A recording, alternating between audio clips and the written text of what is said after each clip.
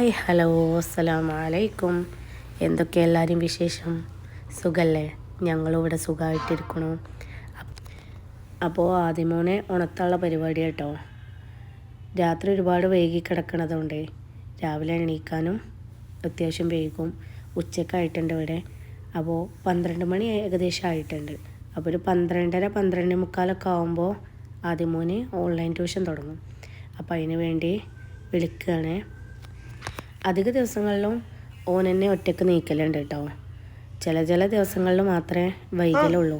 അപ്പോൾ പിന്നെ ഞാൻ വിളിക്കുകയും ചെയ്യും. അങ്ങനെ ഇനി ചായയൊക്കെ കുടിച്ചിട്ട് വേണം കേട്ടോ ഓൺലൈൻ ക്ലാസ്സിന് ഇരിക്കാൻ. ഈ ഓൺലൈൻ ക്ലാസ്സിനെ പറ്റി ഞാൻ മുമ്പ് പരിചയപ്പെടുത്തിയിട്ടുണ്ട്. CMVM ബെറ്റർ ചേഞ്ച് തന്നെ സ്കൂൾ ട്യൂഷനായിട്ടോ ഓൻ അറ്റൻഡ് ചെയ്യണത്. ഇപ്പോൾ അതിൽ തന്നെ ഞാൻ വേറൊരു കോഴ്സും കൂടെ കൊടുത്തിട്ടുണ്ട്, അറബിക് ബേസ്. അപ്പോൾ അങ്ങനെയൊക്കെയാണ് കേട്ടോ വിശേഷങ്ങൾ. അപ്പോൾ കുട്ടികൾക്ക് ഓൾറെഡി സ്കൂളില്ലല്ലോ, കണ്ടില്ലേ ഓരോരോ പരാക്രമങ്ങൾ. പൂക്കളൊക്കെ അവിടെ ഇവിടെയും വെച്ച പൂക്കളൊക്കെ എടുത്ത് കൊടുന്ന് വാരി അങ്ങോട്ടും ഇങ്ങോട്ടും എറിയുക കേട്ടോ. 4 ആളുണ്ട്. അതിൻ്റെ ഇടയിൽ ഇഷാനും ഉണ്ടാവലുണ്ട്. ഇഷാനും അവിടെ ഇവിടെ ഉണ്ട്. ഊനിപ്പം ഇറങ്ങും. അപ്പോൾ ഓലെ പരാക്രമങ്ങളാണ്. അപ്പോൾ ഇങ്ങനെ പൂ കൊണ്ട് കളിച്ചപ്പോൾ ഞങ്ങൾ പറഞ്ഞു മ്യൂസിക് ഇട്ടേ, ഞങ്ങൾ ഡാൻസ് കളിക്കുകയാണെന്നുകൊണ്ട് ഡാൻസ് കളിപ്പിക്കണമൊക്കെ ഉണ്ട് കേട്ടോ. അല്ലാതെ ടൈം പോകണ്ടേ, ഇനിയും ഉണ്ട് 5-6 ദിവസം. അപ്പോൾ പുറത്തേക്കാണെങ്കിൽ എന്നും ഇറങ്ങാനും വയ്യ.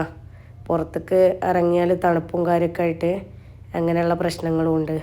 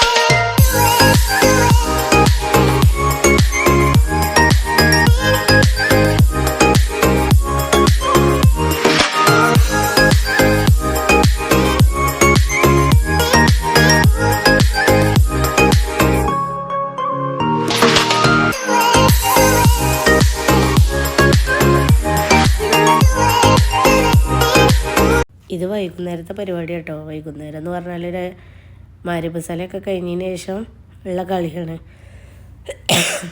ഡാൻസും ഇതും കഴിഞ്ഞപ്പോൾ പൂക്കളൊക്കെ പെറുക്കി വെക്കാൻ പറഞ്ഞപ്പോഴേ ഒരു സ്റ്റോളിൻ്റെ ഉള്ളിൽ കുത്തി വെക്കുകയാണ്.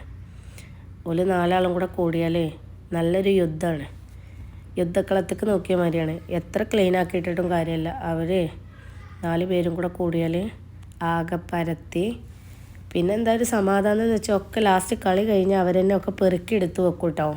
ക്ലീനാക്കി വെക്കും.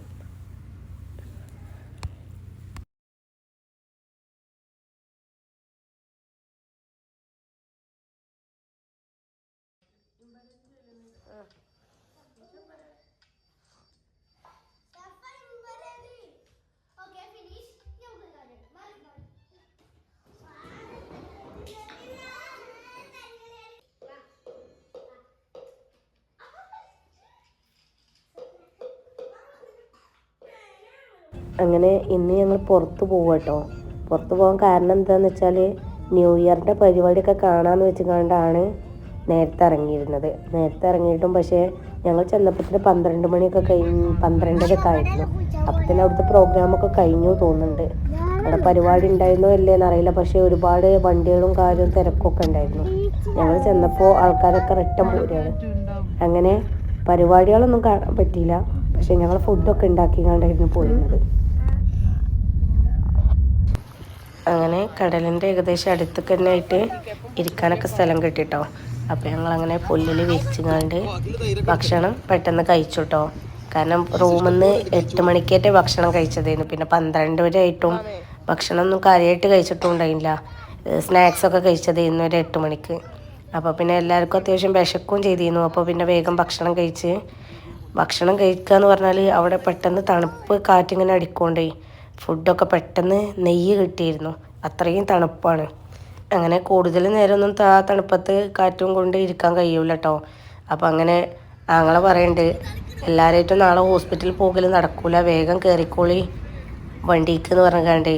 അപ്പോൾ പിന്നെ ഞങ്ങൾ കുറച്ച് നേരം അവിടെ ഇരുന്ന് കണ്ട് പെട്ടെന്ന് വണ്ടി കയറിട്ടോ.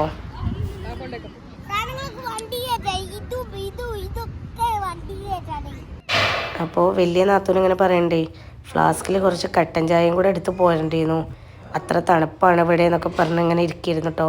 അപ്പോൾ ഞങ്ങൾ വണ്ടിയിൽ കുറച്ച് നേരം ഇരുന്നു. അപ്പോൾ അവിടെയുള്ളൊരു വെള്ളച്ചാട്ടമാണ് കേട്ടത്.